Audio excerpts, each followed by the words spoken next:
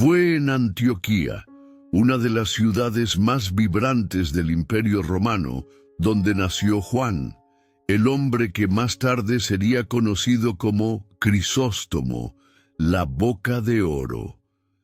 Imaginen la escena: calles bulliciosas, culturas entrelazadas, debates filosóficos en cada esquina y templos dedicados a innumerables dioses. En medio de este torbellino de ideas, nació Juan alrededor del año 347, hijo de padres respetados. Su padre, oficial del ejército, murió joven, dejando a su madre, Antusa, con la difícil tarea de criarlo sola. ¿No sería curioso que esta mujer, en una época en la que tantos eran silenciados, desempeñara un papel central en la formación de uno de los predicadores más grandes de la historia? Antusa era joven, culta y profundamente cristiana. A diferencia de la mayoría de las viudas que buscaban segundas nupcias para protegerse, decidió dedicarse a la educación de su hijo. ¿Se han parado a pensar alguna vez cómo un gesto de valentía maternal podría moldear el futuro de la Iglesia? Pues eso fue lo que sucedió. Juan creció rodeado de disciplina, sólidos valores y el ejemplo de la fe serena de su madre. Esta dedicación se convirtió en terreno fértil para que, de niño, se introdujera no solo en el cristianismo, sino también en el mundo de la retórica y la filosofía. Y aquí es donde comienza la intriga. ¿Cómo podía un joven criado en el cristianismo dejarse seducir también por los debates de maestros paganos? La ciudad de Antioquía no escatimó en gastos. Considerada la reina de Oriente, lo ofrecía todo: escuelas, teatros, arenas, comercio, templos. Juan estudió con grandes maestros, entre ellos Libanio, un famoso sofista que cautivaba a las multitudes con el arte de la palabra. Libanio vio en Juan a un brillante sucesor, alguien capaz de dominar a las multitudes con su discurso. Ahora bien, considere la ironía. Ese maestro pagano que formó a defensores de la tradición helénica estaba, sin saberlo, formando a uno de los más grandes oradores cristianos de la historia. ¿Se da cuenta de lo fascinante que es esta conexión? No tardó mucho en destacar como un estudiante ejemplar. Su talento para la retórica era tan evidente que captó la atención incluso de sus colegas más envidiosos. Muchos creían que tendría una prometedora carrera en derecho o política, dos caminos codiciados en su época. Pero entonces surge una pregunta intrigante. ¿Qué habría hecho Juan si hubiera seguido este camino? Habría perdido el cristianismo, una de sus voces más fuertes. Es precisamente en este punto que la historia comienza a tomar los contornos del destino, como si su vida estuviera tejida con un propósito mucho mayor. A pesar de la influencia de maestros paganos, el corazón de Juan estaba profundamente marcado por el cristianismo transmitido por su madre. Asistió a la iglesia desde muy joven, absorbiendo no solo la doctrina, sino también la vida comunitaria y la espiritualidad manifestada en prácticas sencillas. Es curioso observar cómo este equilibrio entre la fe y la cultura clásica le proporcionó una base sólida para comprender tanto a la gente común como a los intelectuales. Después de todo, ¿cómo podría alguien convertirse en un predicador eficaz sin hablar el idioma del pueblo, además del de los eruditos? Juan también se sumergió en las Sagradas Escrituras, pero no de forma superficial. Estudió con diligencia, memorizando textos, reflexionando sobre ellos e interpretándolos a la luz de la realidad que le tocaba vivir. Esta temprana dedicación no pasó desapercibida. Algunos líderes de la iglesia local percibieron una brillantez inusual en este joven, algo que lo distinguía del resto. ¿Se han preguntado alguna vez cómo alguien tan joven podía poseer tanta profundidad espiritual? Quizás la respuesta resida precisamente en esta mezcla de herencia familiar, trasfondo cultural y sensibilidad natural hacia las cosas de Dios. Medida que crecía, Juan desarrolló una cosmovisión que fusionaba dos fuerzas aparentemente opuestas: la disciplina de la fe cristiana y la fascinación de la filosofía clásica. Esta dualidad le permitió dialogar tanto con cristianos como con paganos, un don excepcional y valioso en tiempos de tensión religiosa. Fue durante este período que comenzó a ser reconocido no solo como un estudiante brillante, sino como alguien capaz de convertirse en un líder. He aquí una provocación. ¿Conocía ya el camino que le esperaba o simplemente seguía el curso natural de los acontecimientos? Este es un retrato de la juventud de Juan. Una vida marcada por las dificultades, los estudios intensos y una madre decidida a ver a su hijo como un hombre íntegro. Un comienzo que podría parecer ordinario, pero que, con el tiempo, resultó extraordinario. Y así, entre la tradición de la ciudad pagana y la fe de su madre cristiana, se forjaron los cimientos de un futuro santo y doctor de la Iglesia. Antes de continuar, quiero que revises. Este estilo narrativo se alinea con lo que esperas para tu canal. Juan, incluso de joven, ya demostraba un deseo ardiente de vivir algo más allá de las convenciones de su época. Mientras muchos de sus compañeros buscaban prestigio político, riqueza o carreras legales, él se sentía atraído por el silencio, la oración y la vida interior. ¿No te parece extraño que alguien no fue brillante que el mundo eligiera el mismo camino que el mundo despreciaba? Su vocación comenzó a florecer cuando comprendió que la elocuencia y el conocimiento no eran suficientes. En su interior albergaba una sed de eternidad. Esta inquietud sería el primer paso hacia una entrega radical a Dios. Inspirado por los monjes del desierto, Juan decidió seguir la vida ascética.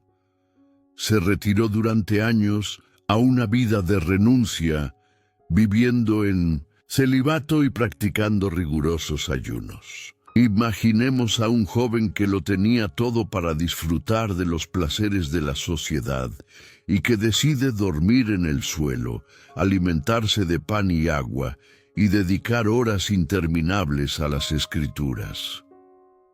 A muchos les extrañó esta decisión, pero Juan vio en ella libertad. Y aquí surge una pregunta: ¿hasta qué punto estamos dispuestos a renunciar para ser fieles a la vocación que sentimos?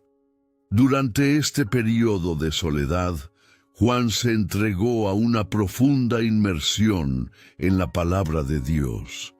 No se limitó a leer, sino que memorizaba libros enteros, reflexionaba sobre los versículos, buscaba comprender los contextos y extraer aplicaciones prácticas para la vida. Esta disciplina lo convirtió en una verdadera enciclopedia viviente de las Escrituras. Curiosamente, Mientras cultivaba esta austeridad, Juan también desarrolló una sensibilidad pastoral, aprendiendo a traducir el Evangelio a un lenguaje accesible. Es como si el silencio del desierto le diera voz para luego hablar a la multitud. Pero la vida en el desierto no era solo contemplación. Juan se sometía a severas penitencias, largas noches de vigilia y ayunos que lo debilitaban físicamente. Hay relatos de que su salud se vio quebrantada por estos excesos, obligándolo a regresar a la ciudad. Y aquí surge una fascinante contradicción. Su frágil cuerpo no pudo soportar tal disciplina, pero su alma se fortaleció como nunca antes. Esta tensión entre los límites humanos y la fuerza espiritual se convirtió en un sello distintivo de su camino. ¿Han notado alguna vez cómo, a veces, es precisamente en la debilidad donde se revela la mayor fortaleza? Al regresar de su experiencia ascética, Juan no volvió al mismo punto de partida. Ya no era solo un estudiante prometedor, sino alguien moldeado por el fuego de la renuncia. Fue ordenado diácono y luego sacerdote, asumiendo responsabilidades pastorales.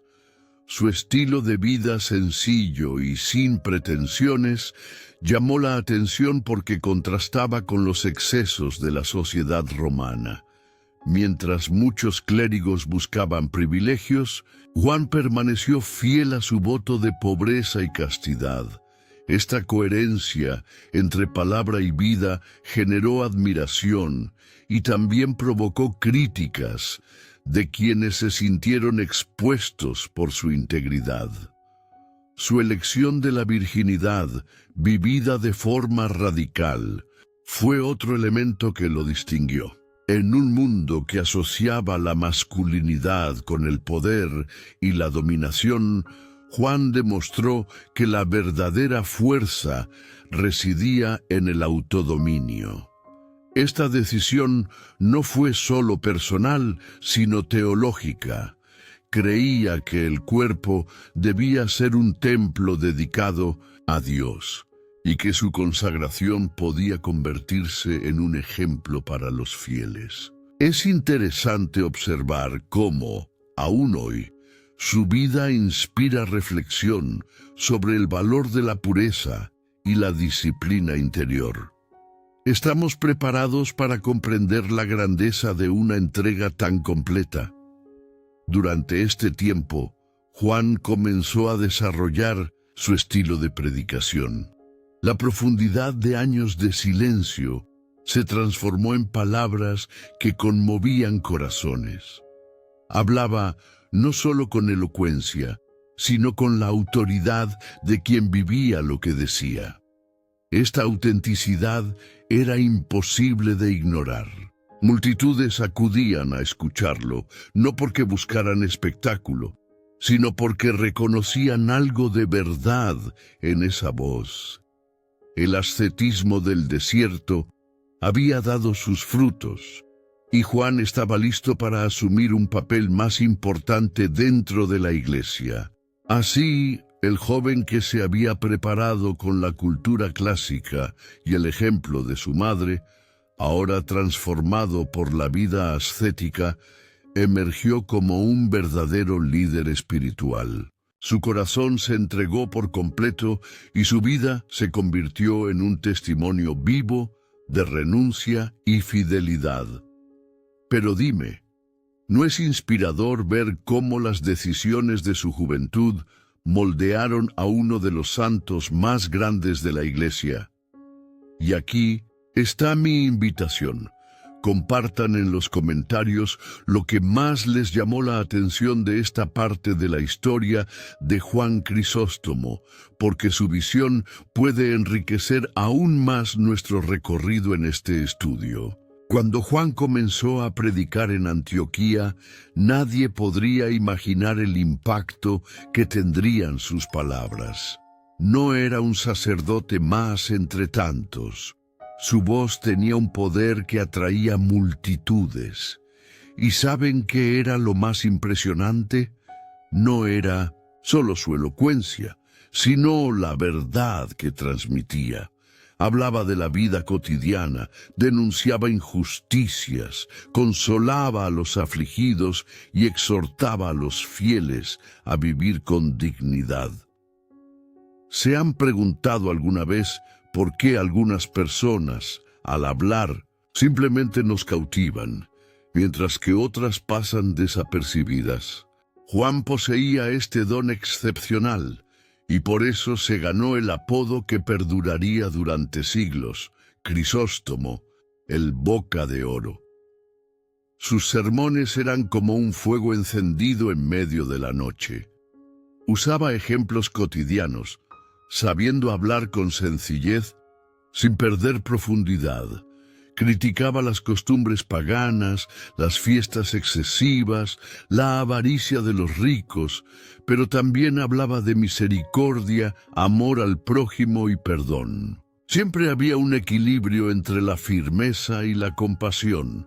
Esta habilidad lo convirtió no solo en un predicador popular, sino también en un creador de conciencias. Quienes escuchaban a Juan se marchaban sintiéndose diferentes, cuestionando sus propias decisiones. Es curioso pensar que, siglos después, sus homilías aún tienen el poder de conmover corazones. La fama de Juan creció rápidamente y sus palabras comenzaron a trascender las murallas de la ciudad. Se dirigía no solo a intelectuales o figuras religiosas, sino también a la gente común, a soldados, comerciantes e incluso a esclavos. Esta universalidad era su mayor fortaleza. ¿Han notado alguna vez cómo algunos mensajes parecen exclusivos de un grupo, mientras que otros parecen dirigidos a todos? Con Juan era así. Su voz sonaba como una llamada que nadie podía ignorar. No es casualidad que sus homilías fueran copiadas, preservadas y estudiadas durante generaciones enteras. El impacto de sus palabras fue tan grande que incluso las potencias imperiales comenzaron a prestarle atención. Se convirtió en una figura incómoda porque no temía exponer los errores de la sociedad, incluso cuando eso significaba confrontar a los poderosos.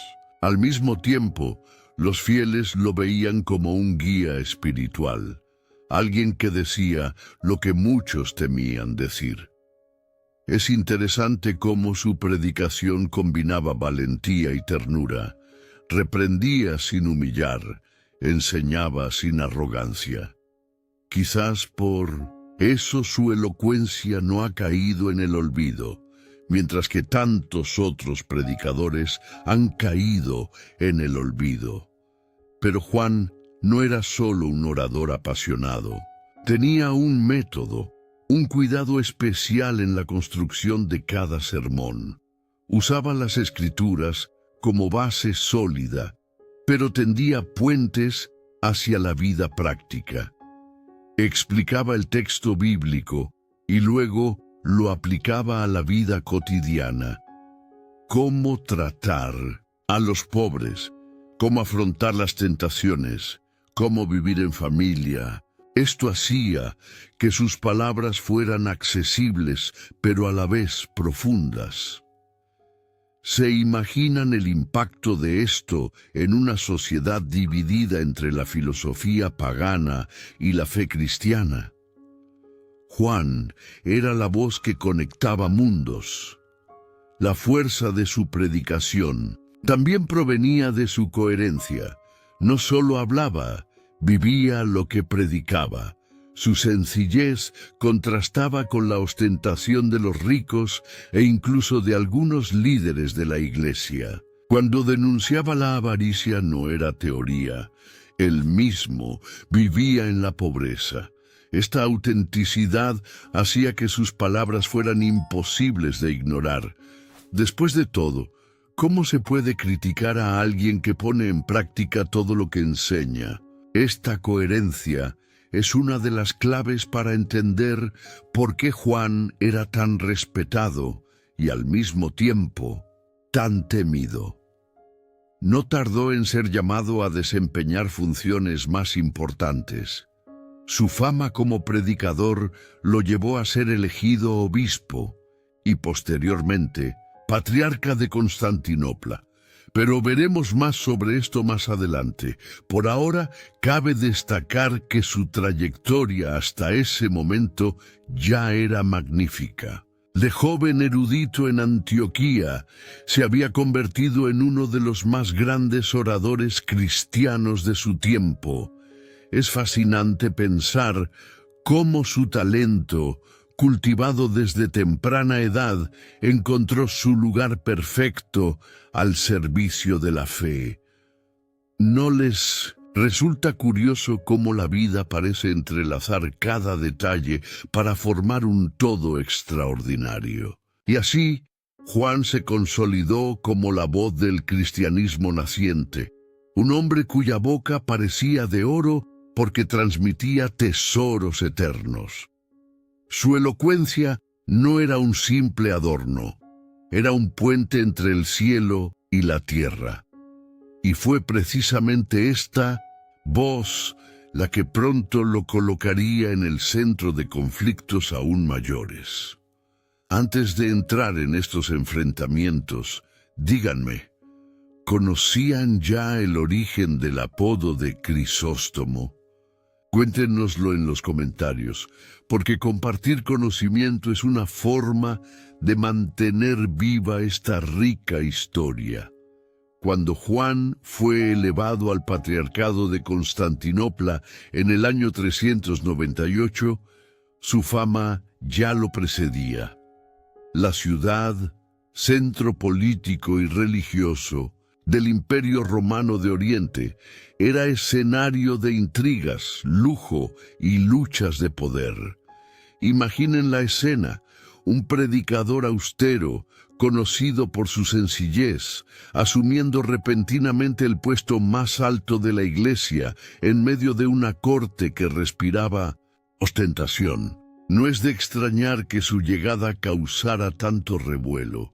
Muchos esperaban un líder sumiso a las comodidades del palacio, pero encontraron a un hombre dispuesto a desafiar el sistema. Desde el principio, Juan dejó claro que no se doblegaría en los caprichos de la nobleza. Reformó las costumbres del clero, exigiendo disciplina, pobreza y dedicación pastoral. Recortó gastos, vendió objetos lujosos para ayudar a los pobres y denunció la corrupción entre los sacerdotes. Esto generó admiración entre los fieles más humildes, pero también provocó la furia de los poderosos, que se vieron expuestos. ¿Se han parado a pensar alguna vez en el peso de enfrentarse no solo a enemigos externos, sino también a quienes deberían haber sido aliados dentro de la propia Iglesia? Esta fue precisamente la cruz que Juan cargó en su liderazgo. La tensión aumentó cuando Juan comenzó a criticar abiertamente los excesos de la corte imperial. La emperatriz Eudoxia, esposa del emperador Arcadio, se convirtió en uno de los principales blancos de sus veladas denuncias. Condenó el lujo, la explotación del pueblo y la arrogancia de la nobleza, sin mencionar nombres, pero con tanta claridad que todos sabían a quién se refería. Es fascinante observar cómo su voz resonaba como una espada, desgarrando las máscaras de la hipocresía. Y aquí radica una pregunta intrigante. ¿Hasta dónde podía llegar un líder religioso al desafiar a los gobernantes de su tiempo?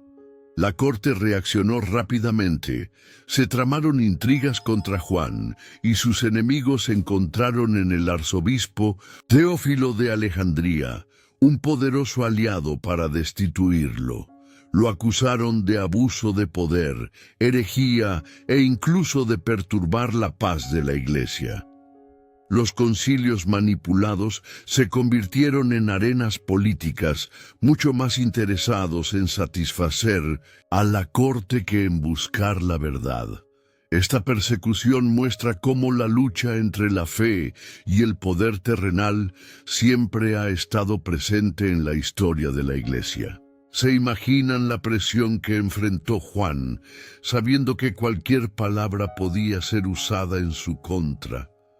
Incluso bajo acusaciones, Juan no se acobardó. Continuó predicando con valentía, llamando al pecado por su nombre y defendiendo a los pobres. Su integridad era innegociable. Cuando fue exiliado por primera vez, el pueblo reaccionó con protestas, y un terremoto en Constantinopla se interpretó como una señal de la ira divina contra sus perseguidores. Temiendo una revuelta popular, el emperador se vio obligado a llamarlo. ¿No es sorprendente cómo incluso la naturaleza pareció intervenir para defender a quien predicaba la verdad? Este episodio reforzó aún más la imagen de Juan como un líder protegido por la providencia, pero su regreso no trajo paz. Las tensiones se reavivaron, y pronto Juan volvió a ser blanco de maniobras políticas. Su crítica a la erección de una estatua de la emperatriz frente a la catedral fue la gota que colmó el vaso. Acusado de nuevo, fue condenado al exilio permanente. Esta vez no hubo vuelta atrás. Sin embargo, su voz no fue silenciada. Cartas, homilías y testimonios de su firmeza continuaron circulando, inspirando a los fieles. Es curioso cómo, incluso desde la distancia, Juan parecía más presente que nunca en el corazón del pueblo. Su exilio estuvo marcado por el sufrimiento físico y la humillación. Arrastrado de ciudad en ciudad, enfrentó el frío, el hambre y la hostilidad de crueles guardias. Sin embargo, en medio de estas pruebas, Juan nunca abandonó su misión. Continuó escribiendo, animando a las comunidades y fortaleciendo la fe de quienes lo seguían. Su resiliencia ante la adversidad se convirtió en una lección viviente de valentía. Después de todo, ¿cómo se puede silenciar a alguien cuya fuerza no provenía de la política, sino de una convicción inquebrantable en el Evangelio? Esta etapa de la vida de Juan muestra el precio de defender la verdad. No buscó agradar, no se dejó comprar con favores, ni se dejó intimidar por las amenazas. Su valentía frente al poder terrenal se convirtió en un testimonio que trascendió su tiempo. Y aquí está la invitación. Reflexionen conmigo. ¿Vale la pena comprometer la verdad para vivir con seguridad? ¿O es mejor pagar el precio de la fidelidad aunque cueste la vida? Esta es la pregunta que nos plantea hoy Juan Crisóstomo. El exilio de Juan no fue una mera decisión política. Fue una lenta sentencia de muerte. Arrastrado a largos viajes, sometido a intenso frío, hambre y maltrato por parte de los guardias, su salud, ya debilitada por años de penitencia, comenzó a deteriorarse rápidamente. Imaginen la escena: un hombre de voz potente, acostumbrado a hablar ante multitudes, reducido a pasos tambaleantes, apoyado en un bastón y sin embargo firme en su fe. ¿No parece contradictorio que la debilidad de su cuerpo revele aún más la grandeza de su alma? Esta imagen es uno de los legados más poderosos de su vida. Durante su exilio, Juan fue trasladado de una ciudad a otra como si fuera un peligroso criminal. En realidad, lo que temían sus perseguidores no era su presencia física, sino el poder de su palabra, que seguía resonando incluso a distancia a través de sus cartas. Escribió a los fieles de Constantinopla, a los monjes, a las viudas, incluso a los obispos que lo apoyaban. Cada mensaje era como una semilla sembrada en tierra fértil, nutriendo a comunidades enteras. ¿Te has preguntado alguna vez cómo alguien privado de un púlpito aún podía ser escuchado en todo el imperio? Este es el misterio de su influencia. La hostilidad de los guardias se volvió cada vez más cruel. Los relatos históricos describen cómo lo obligaron a caminar en condiciones extremas, sin el descanso adecuado, bajo un sol abrasador o una lluvia helada. Su cuerpo ya no podía soportar tanta violencia. Sin embargo, incluso exhausto, Juan encontró la fuerza para rezar breves oraciones, pidiendo no venganza, sino perseverancia. Es curioso pensar que un hombre en esta situación no maldijera a sus enemigos, sino que permaneciera en paz, como si cada paso doloroso fuera parte de un sacrificio mayor. Su muerte ocurrió en Comana, en la región del Ponto, en el año 407. Al darse cuenta de que sus fuerzas flaqueaban, Juan pidió ser vestido de blanco en señal de rendición. Pronunció sus últimas palabras: «Gloria a Dios por todas las cosas», y luego partió. ¿No es notable que, incluso ante la muerte, su boca, la misma que había predicado con oro, aún brillara de alabanza? Esta última frase se convirtió en un resumen de su vida, sin quejas, sin resentimiento, solo gratitud a Dios. Tras su muerte, el pueblo comenzó a venerarlo como mártir de la verdad. No hubo derramamiento de sangre en el circo ni en la ejecución pública, sino que el martirio residía en la persecución continua, la resistencia fiel y el sufrimiento aceptado por amor a Cristo. Este tipo de martirio, silencioso y persistente, es quizás incluso más desafiante que el martirio instantáneo. Después de todo, es más difícil soportar el dolor día tras día que recibir un solo golpe fatal. ¿Se han puesto a pensar alguna vez en esto? Que hay formas de martirio que no requieren una espada sino perseverancia. Curiosamente, la misma ciudad de Constantinopla, que previamente lo había expulsado, lamentaría posteriormente su ausencia. Décadas después, sus restos fueron trasladados solemnemente a la capital y enterrados en la iglesia de los santos apóstoles. Este regreso triunfal demostró que la verdad puede ser reprimida por un tiempo, pero no derrotada. La memoria de Juan era celebrada por todos, e incluso los emperadores reconocieron su grandeza. ¿No es simbólico que el hombre expulsado por la corte regresara a la misma ciudad como un héroe? Este reconocimiento póstumo reforzó su imagen de santo y mártir. Su vida se convirtió en un testimonio de fidelidad hasta el final, inspirando a generaciones. las comunidades cristianas vieron en Juan a alguien que no se doblegó ante la presión, alguien que murió como vivió, libre, recto y con la conciencia tranquila. Esta constancia, unida a su valentía, consolidó su autoridad espiritual mucho más allá de su muerte. No es casualidad que posteriormente fuera declarado doctor de la Iglesia.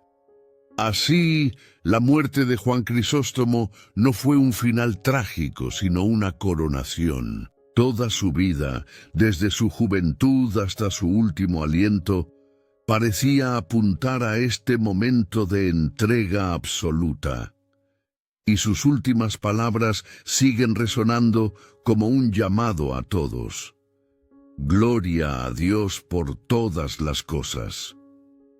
Ahora les pregunto, ¿no es asombroso cómo incluso la muerte de un hombre puede convertirse en una lección de esperanza? El nombre de Juan Crisóstomo no se limitó al eco de su voz desde los púlpitos de Antioquía o Constantinopla.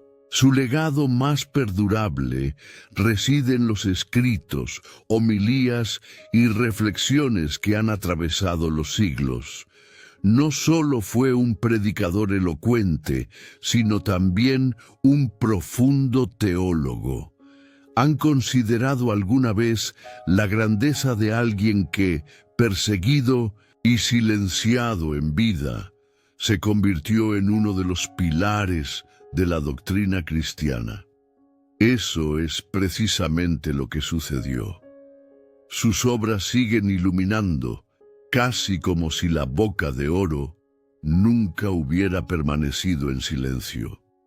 Entre los puntos centrales de su legado se encuentra su defensa inquebrantable de la Eucaristía. Juan veía el sacramento no como un mero símbolo, sino como la presencia real de Cristo que transforma a la comunidad.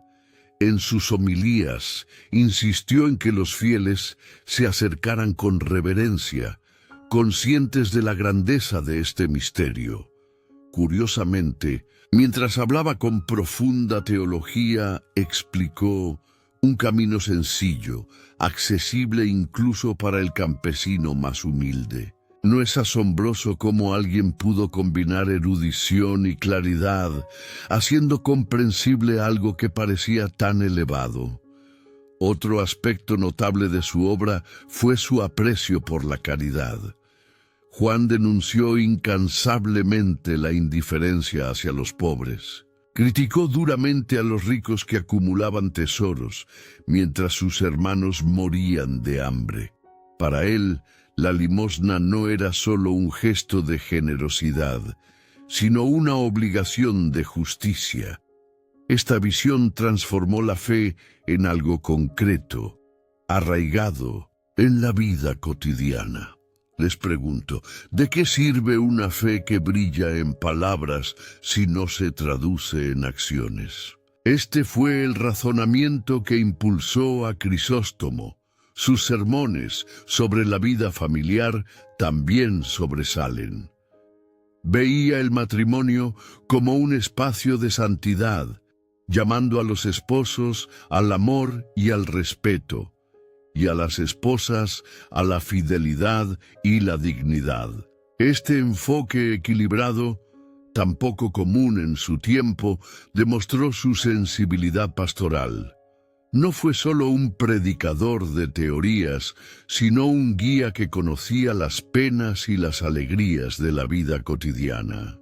¿No les resulta curioso cómo alguien que eligió la virginidad pudiera hablar con tanta profundidad sobre el matrimonio? Esto demuestra su capacidad de empatía y su amplia visión. Juan también aportó comentarios bíblicos que se han convertido en referencias. Sus interpretaciones de los evangelios de Mateo y Juan, así como de las cartas de Pablo, se han estudiado durante siglos. No buscaba explicaciones complicadas, sino el significado espiritual que pudiera nutrir la vida de los infieles. Es como si cada texto bíblico fuera una ventana para ver la vida con mayor claridad. Esta forma de leer moldeó la tradición de la Iglesia y ayudó a tender un puente entre la Escritura y la práctica diaria. El impacto de su obra fue tan grande que siglos después, Juan Crisóstomo sería reconocido como doctor de la Iglesia, un título reservado para quienes dejan una contribución teológica y espiritual decisiva. Esto demuestra que su importancia no fue fugaz, sino perdurable.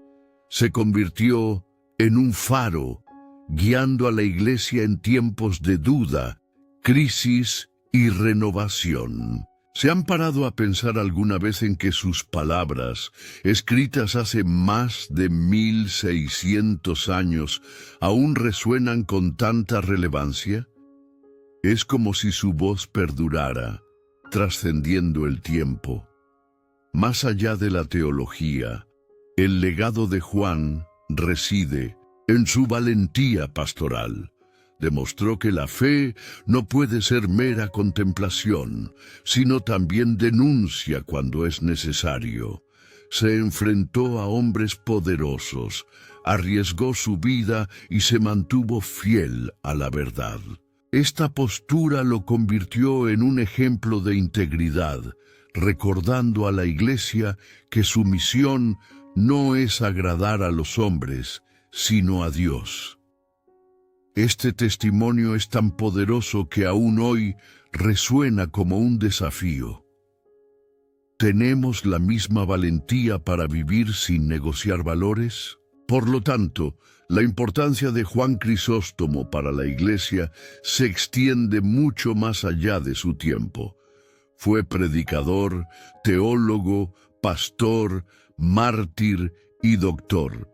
Su legado se traduce en palabras que nunca envejecen, enseñanzas que nunca se desvanecen, y una vida que inspira siglos después. Y por lo tanto la provocación persiste. ¿Qué más podemos aprender de alguien que hizo de su vida una homilía viviente? La memoria de Juan Crisóstomo no se extinguió con su muerte. Al contrario, se hizo más fuerte, extendiéndose como un fuego inextinguible. Poco después de su muerte, su figura comenzó a ser venerada en diversas regiones, especialmente en 1200 Oriente.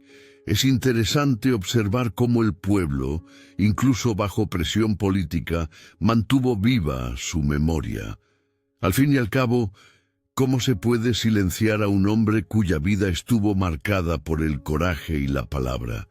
De ahí surgió la devoción popular que crecería con el tiempo.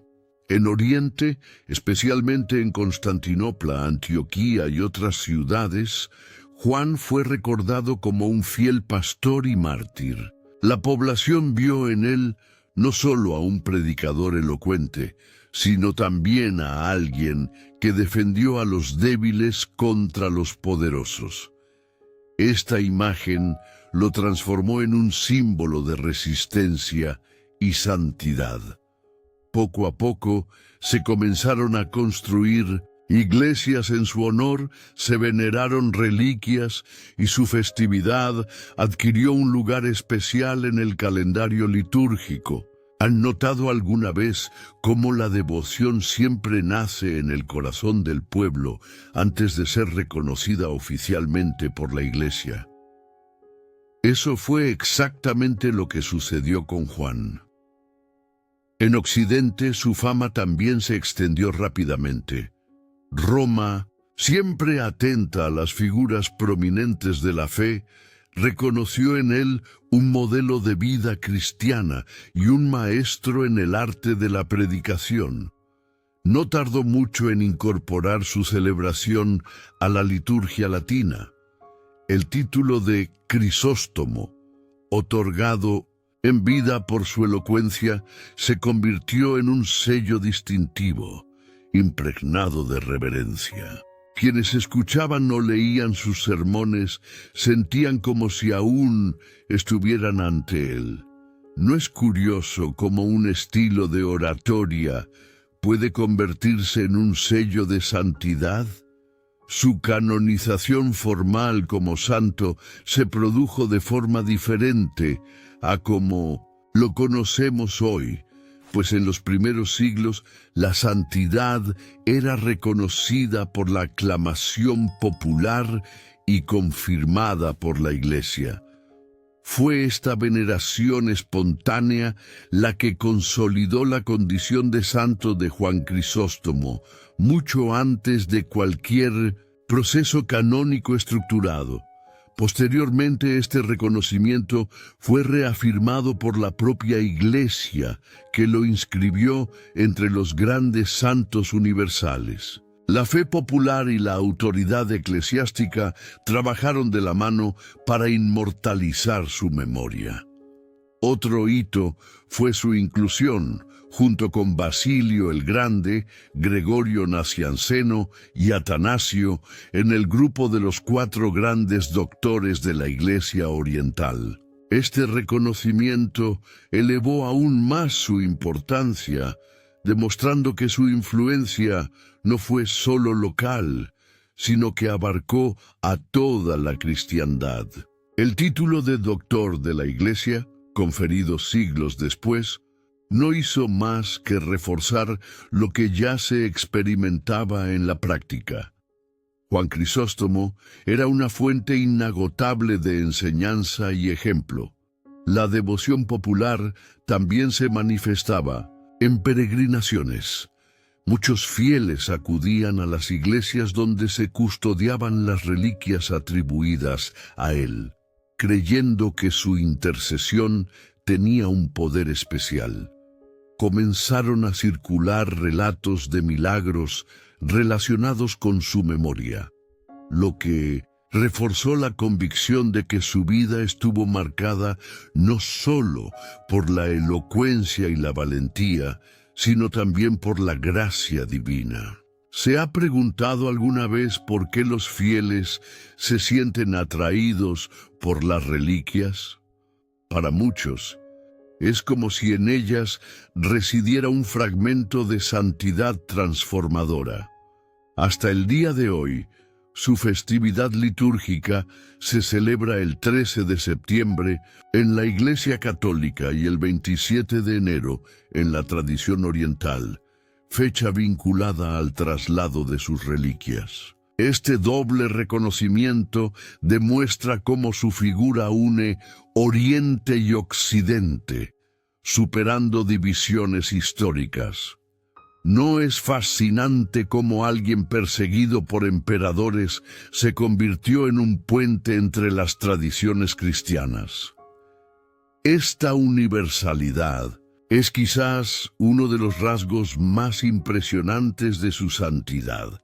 De esta manera, Juan Crisóstomo se consolidó no solo como un santo venerado, sino como una figura que perdura a través de los siglos con renovada fuerza. Su canonización fue la culminación de una vida que, incluso silenciada en vida, habló con más fuerza después de la muerte.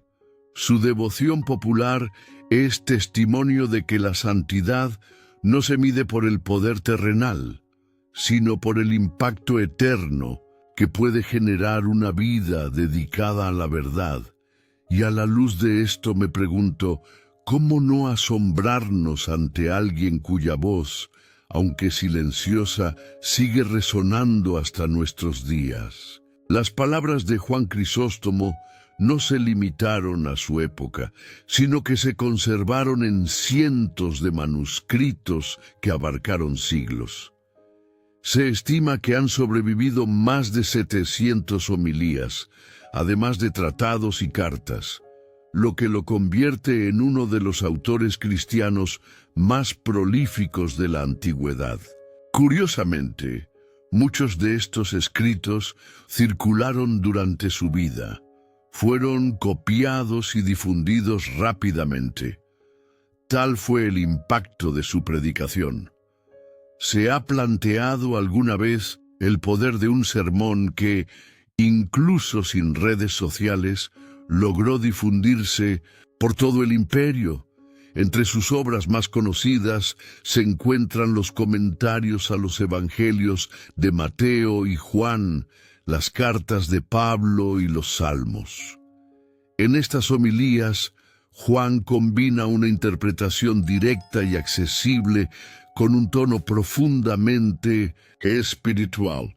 Fue capaz de explicar los textos bíblicos de una manera que incluso los simples pescadores o artesanos podían entender, sin perder profundidad teológica. Es como si su voz aún resonara, invitando a cada lector a adentrarse en las Escrituras. ¿No es admirable cómo la sencillez y la erudición pueden ir de la mano? Otro legado notable reside en sus tratados sobre la vida cristiana. Escribió sobre el sacerdocio, enfatizando la grandeza y la responsabilidad del ministerio, y sobre la caridad, insistiendo en que era inseparable de la fe. Para Juan, la vida cristiana no podía reducirse a ceremonias, sino que debía traducirse en servicio y amor al prójimo. Esta visión práctica, arraigada en la vida cotidiana, llevó a que sus escritos fueran leídos no solo por monjes o sacerdotes, sino también por cristianos comunes que buscaban orientación.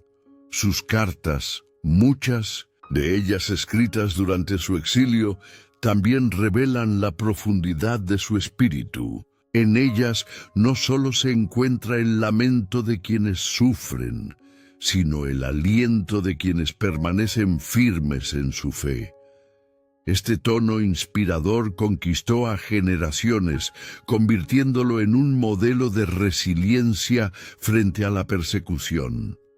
¿No es asombroso cómo las palabras escritas en medio del dolor pueden convertirse en una fuente de esperanza para siglos posteriores?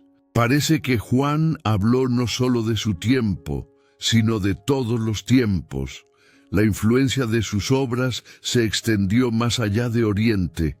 En Occidente, San Agustín, Jerónimo y otros padres de la Iglesia dialogaron con sus textos, ampliando su alcance. Durante la Edad Media, sus homilías fueron traducidas, copiadas y utilizadas en monasterios, escuelas y catedrales. Los predicadores solían usar sus palabras como referencia de estilo y claridad. Cualquiera que quisiera aprender a predicar con fuerza y belleza, encontraba en Juan un maestro incomparable. En los siglos siguientes, reformadores y eruditos también estudiaron sus textos, reconociendo su riqueza atemporal. Incluso quienes discrepaban con aspectos de su teología, admiraban la profundidad de su razonamiento y la pasión de sus palabras. Esto demuestra cómo Juan Crisóstomo trascendió las barreras confesionales, siendo estudiado y respetado hasta el día de hoy por diferentes tradiciones cristianas. ¿Se han dado cuenta de que algunas voces simplemente no se desvanecen? Juan es una de ellas. Hoy en día, sus obras continúan publicándose, traduciéndose y estudiándose en universidades, seminarios y comunidades religiosas de todo el mundo. Su influencia moldeó no solo la predicación, sino también la manera en que la Iglesia entiende el Evangelio. Sigue siendo un referente en oratoria, exégesis bíblica, espiritualidad y valentía pastoral. Es como si cada generación redescubriera en él un aliado, alguien capaz de iluminar los desafíos del presente. Así, al contemplar la obra de Juan Crisóstomo, vemos más que simples páginas antiguas. encontramos un legado vivo y vibrante que continúa enseñando, inspirando y desafiando. Sus palabras, pulidas como el oro, hacen honor al título de Boca de Oro. Y tú, que has seguido todo este recorrido, ¿no sientes que, de alguna manera, también te ha tocado esta voz que perdura a través del tiempo? Después de todo, es imposible conocer a Juan Crisóstomo sin ser transformado, aunque solo sea por la belleza de la verdad que proclamó. La vida de Juan Crisóstomo es una vida que nunca se desvanece, sino que brilla aún más con el paso del tiempo. Desde su juventud dedicada al estudio hasta una madurez marcada por la valentía, pasando por la persecución, el exilio y la muerte que lo consagró mártir de la verdad, su trayectoria es una invitación a la reflexión. Nos muestra que la fuerza de un hombre no reside en la riqueza ni el poder, sino en la fidelidad inquebrantable a sus creencias. Y aquí queda la pregunta candente. ¿Qué despierta su historia en ti? La Iglesia lo reconoció como santo, médico, mártir y modelo de vida. El pueblo nunca permitió que su memoria se olvidara y su voz, que los emperadores intentaron silenciar, sigue resonando hasta nuestros días. Sus palabras sobre la Eucaristía, la caridad, la vida familiar y la justicia social son tan actuales que podrían haber sido predicadas ayer. Es como si Juan hubiera trascendido los siglos, para recordarnos que la verdadera fe no se vive en silencio, sino en acción. Y ahora, a la luz de esta historia, los invito a escribir en los comentarios qué parte de la vida de Juan recuerdan. ¿Qué te llamó más la atención de San Juan Crisóstomo? Su valentía frente a los poderosos, su amor por la palabra, o su dedicación a los pobres y olvidados. Y aún más, sugiere en los comentarios qué santo o tema te gustaría ver en el próximo vídeo. Tu participación es esencial para que podamos seguir construyendo este espacio de estudio y descubrimiento juntos. Si este video te ayudó a aprender más sobre la vida de uno de los predicadores más grandes de la historia, suscríbete al canal y activa la campanita para no perderte el contenido futuro. Aquí encontrarás historias que nutren la mente y la curiosidad, aportando siempre detalles que rara vez se abordan en otros lugares. Juntos exploraremos cada capítulo de la historia de la Iglesia y aprenderemos de quienes dejaron una huella eterna. Que las palabras de la Escritura también sean fuente de inspiración para nosotros, como lo fueron para Juan Crisóstomo. Como está escrito en el Salmo 119, versículo 105, tu palabra es lámpara a mis pies y lumbrera a mi camino. Que esta luz nos guíe a través de las dudas y dificultades, iluminando nuestro camino como iluminó el suyo.